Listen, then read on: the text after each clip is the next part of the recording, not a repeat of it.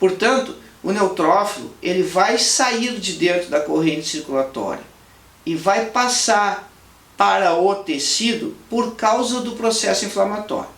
Ele é atraído por mediadores químicos que sinalizam que a presença dele é necessária. A membrana celular de uma célula é cheia de receptores. O neutrófilo, depois da fase vascular do processo inflamatório, percebe esse chamamento e aí então ele ativamente vai sair de dentro do vaso e vai lá para a zona ou para a área do processo inflamatório, aonde a situação toda vai estar acontecendo.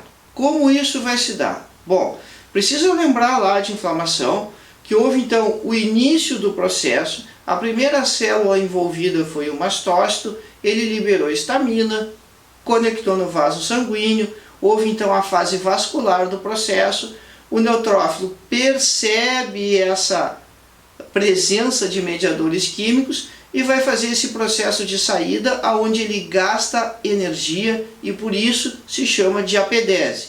Diapedese não é a saída passiva de células de dentro do vaso ou de estruturas que simplesmente caem para o meio extravascular. De maneira nenhuma. A diapedese é feita com intenção, é feita com gasto de ATP. Então ele vai se aproximar da parede vascular, vai conectar com a célula endotelial, vai achar um gap, vai se esgueirar por aquele gap entre duas células endoteliais e aí então ele vai estar no tecido. Vai identificar o mediador químico e vai seguir a concentração desse gradiente quimiotático. Essa fase que o neutrófilo está seguindo, a concentração do gradiente quimiotático, é um fenômeno chamado quimiotaxia e não funciona só para os neutrófilos, funciona para todas as células do processo inflamatório. Aí o neutrófilo chegou na área onde está acontecendo o processo inflamatório na sua essência, lá onde tudo começou, ou então onde ele está sendo necessário. O que acontece? Ele começa a trabalhar. Lembra que ele era a célula mais abundante lá do leucograma.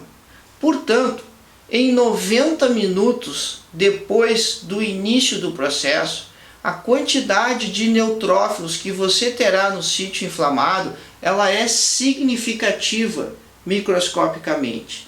É pouco tempo. O que está acontecendo nesse período do 0 até os 90 minutos?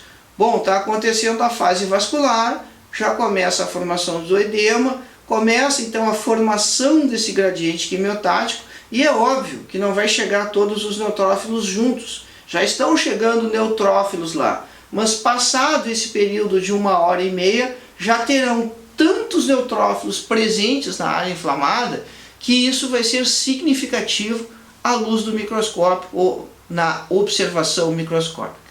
E aí então essa galera começa a identificar estruturas que eles não reconhecem e começam a fagocitar dentro desse mecanismo então dos pseudófitos, dos vacúolos e liberando as enzimas lisossômicas. Bom, nesse processo nem sempre as coisas dão certo. Alguns neutrófilos são destruídos porque chega lá e o agente agressor ele também é capaz, ele também é competente e muitos deles são capazes, se a gente estiver falando de bactérias ou vírus, enfim, diferentes infecções, de efetivamente destruir esses neutrófilos.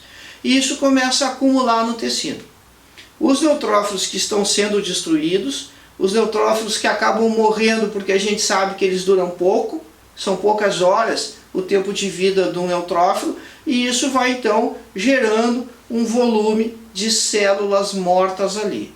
Num primeiro momento, esse volume ou essa quantidade de supuração, ela não é identificável clinicamente. Mas certamente se você pegar um tecido e fizer uma lâmina microscópica de uma área inflamada, que não tenha muito tempo de evolução ainda, você vai identificar neutrófilos necrosados lá.